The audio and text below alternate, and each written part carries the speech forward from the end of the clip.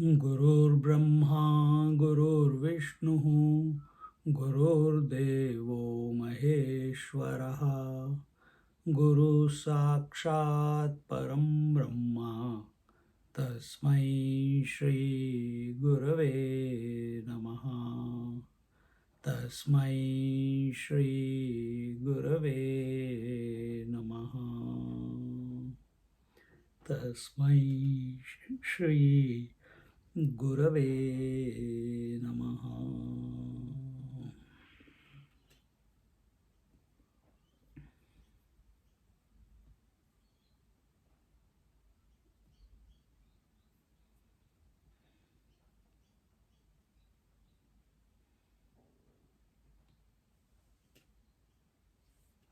Meditation is a knack.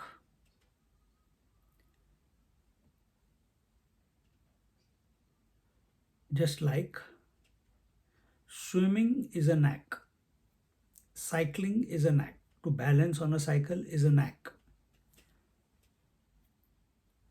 When you attempt it many times, suddenly it happens. For some, it is first time it happens. For some, 100 times later it happens. For some, 50 times later it happens. Similarly, to go within and be, it's a happening, it's not a doing. And yes, cycling, balancing, swimming is a happening. It clicks one day. But if we don't attempt it, if we don't get into the water, if we don't get onto the cycle, we will never be able to swim or cycle. Similarly, we must also attempt to be. Being is not attempting, and attempting is not being, but we must attempt. Why? Because right now we feel that we are not that which we are seeking. We are agitated at the body level, we are agitated at the breath level, we are agitated at the mind level. Attempt means if a sense of doership is there, then that doership in the attempting will express as controlling the body, doing the pranayam, doing some exercise to control the mind.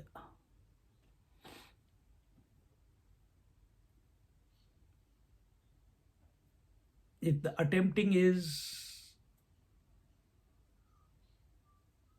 if the doer is a bit on the emotional side, then his attempting will be remembering the Lord within his heart again and again and again.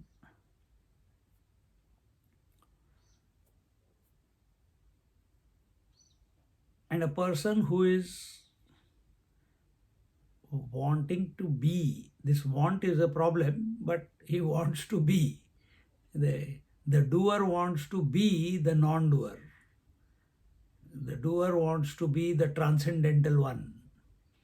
The individual wants to be the infinite one. This want makes us do something. It's okay. That is how we are wired. Then do the doing of remembering, of contemplating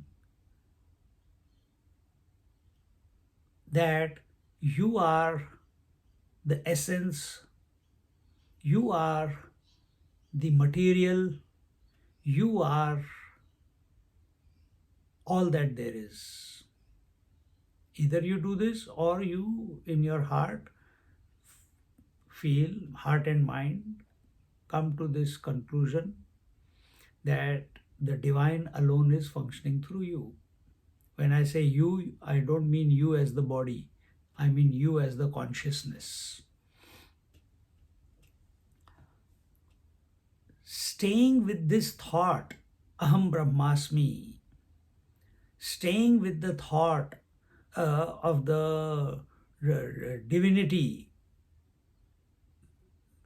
that which is not separate to me, or I am not separate to that divinity, this requires a lot of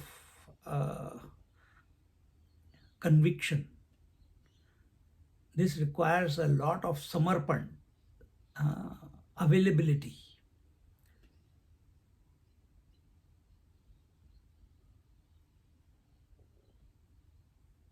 You have to be available to get into the water in order for the swimming knack to happen.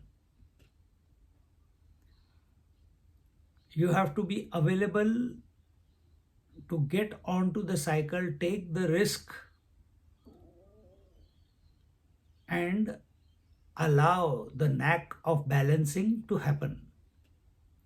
Similarly, in meditation, we must attempt initially, contemplate,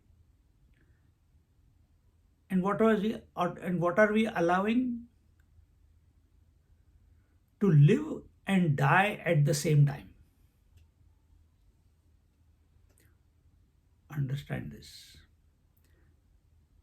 So what is going to die? The mind is going to die. The wants are going to die. Everything that you have thought about yourself is all going to die. You will transcend death. And live means you will become immortal. You will not become, you will be, recognize that all the fears, all the challenges have been laid on the wayside. And unexplicable joy sprouts from within, because all doing has stopped, all struggle has stopped, all wanting has stopped. Wanting is struggle. Wanting denotes that I am not that yet. See?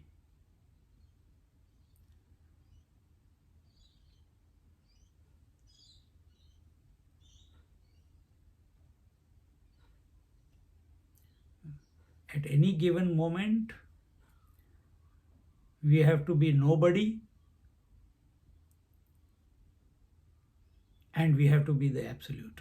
Or at a Ishvara, one level down, we have to be everybody.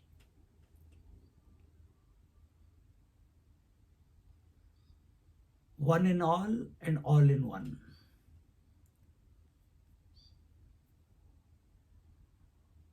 But this is a knack. This will not come by reading the books. This will not come by doing the asanas. This will not come by doing pranayam. This will not come by merely mechanically doing the japa. All that will help, but it will not. Only when you have reached the peak, then it happens. And what happens in the peak? The peak is not now I'm climbing, climbing. No, I give up when I reach the peak. I surrender.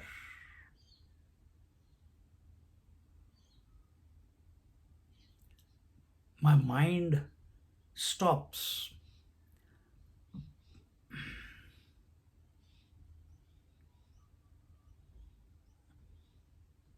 Then life as it is starts expressing without any without any blockages, without any struggle, without any obstruction. Life expressing through this equipment called body, breath, mind, intellect without any obstruction,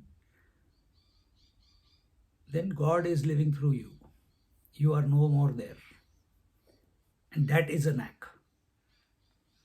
That is happening at this moment.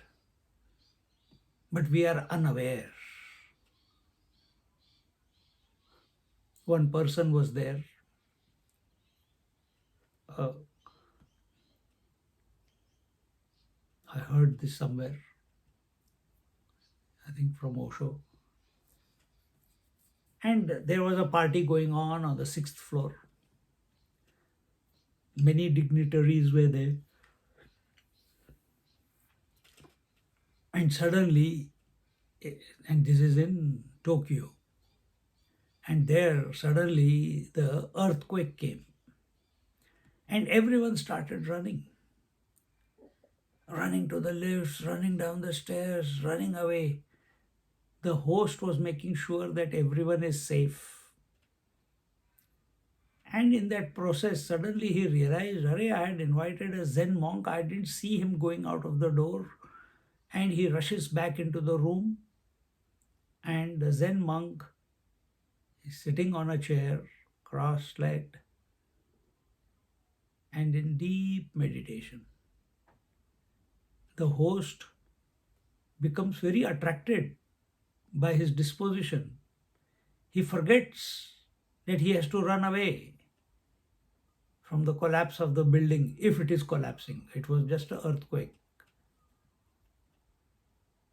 And he saw him and he was so attracted to the Zen monk at that moment.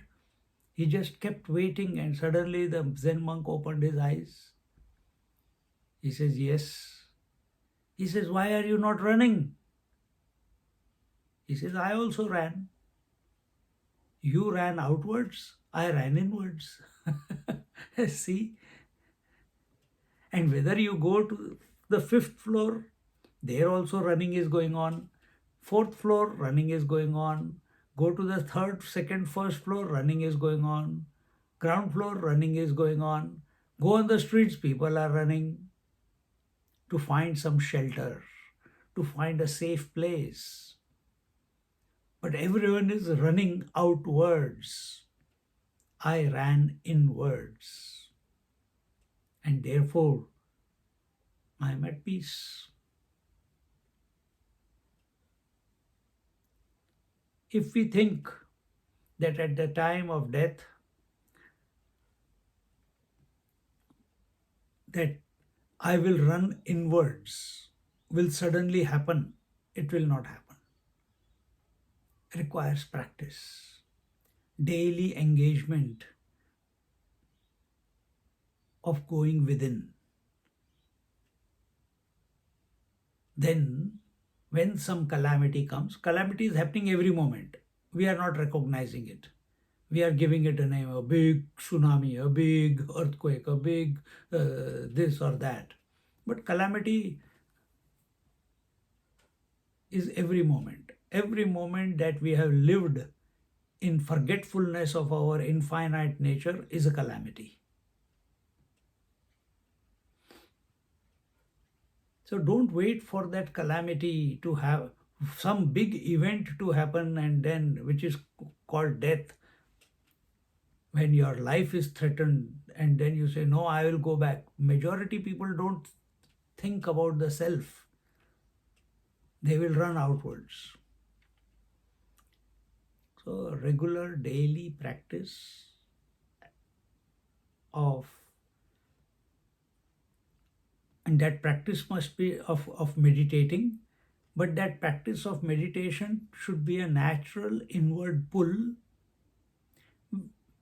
which we have cultivated as a result of correct living. And how we have been living? We have been living with awareness. Even while we are engaged in the world, our attention, our heart, our mind is dedicated to that infinite consciousness that is expressing through this equipment. Living in the awareness of this consciousness,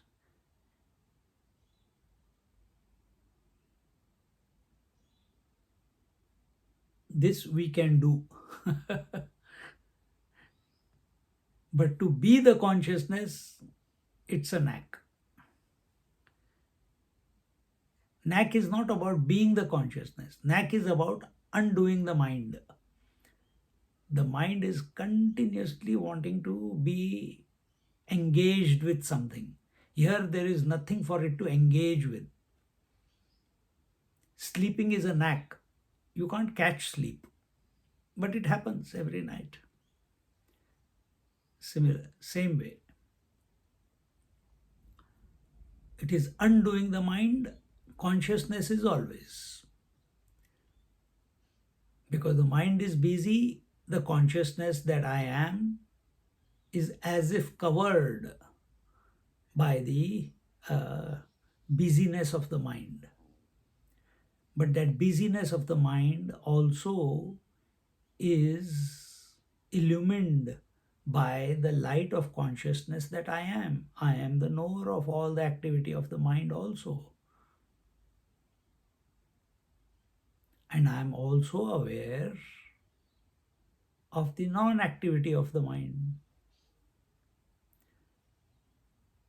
Now, don't become obsessed with activity and non-activity.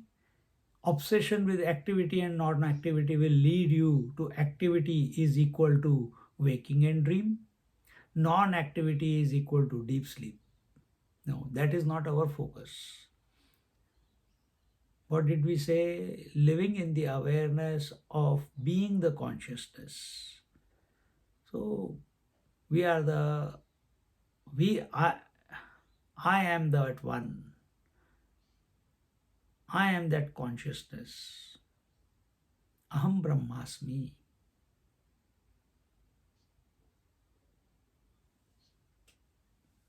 You give attention to the changing, it will catch you one day.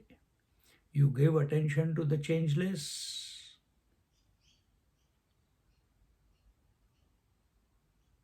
you will be like that Zen monk. Contemplate in this manner, sit quietly, joyfully, without expectation.